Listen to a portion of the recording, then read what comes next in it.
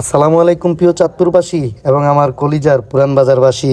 আজকে আমি আপনাদের সাথে এমন দুইটা মানুষের সম্পর্কে কথা বলবো, দেখি আপনারা কে কে আমাদের এই পুরান বাজারে দুইটা রত্নকে চিনেন। বর্তমান যুগে, বর্তমান সমাজে এইরকম মানুষ, এইরকম সহধর্মিণী, এইরকম হাজবেন্ড পাওয়াটা খুবই ভাগ্যের ব্যাপার। হ্যাঁ, আমি কথা বলছি আমাদের প্রিয় আশিক ভাইয়ের ওয়াইফ তানিয়া ইশতিয়াক খান আপুর সম্পর্কে, যিনি নারী উন্নয়ন সংস্থা বিজয় 6 বছর পূর্তি উপলক্ষে এবং তানিয়া ইশতিয়াক খান আপুর জন্মদিন উপলক্ষে ইফতার এবং দোয়ার আয়োজন করে চাঁদপুর প্রেস ক্লাবে।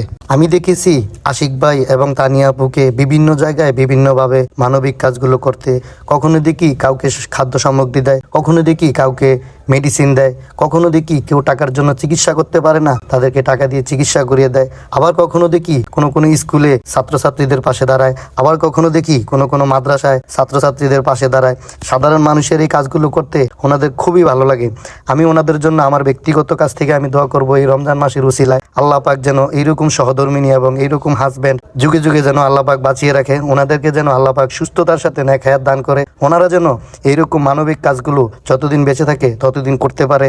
দোয়া রইল প্রিয় আশিক ভাই এবং প্রিয় তানিয়া আপু আপনাদের জন্য অনেক অনেক শুভকামনা। প্রিয় আশিক ভাই এবং তানিয়া আপু, এই ভিডিওটা যদি আপনাদের সামনে পড়ে অবশ্যই রেসপন্স করতে বলবেন না। আপনাদের জন্য ভালোবাসা আমার মনের গভীর থেকে।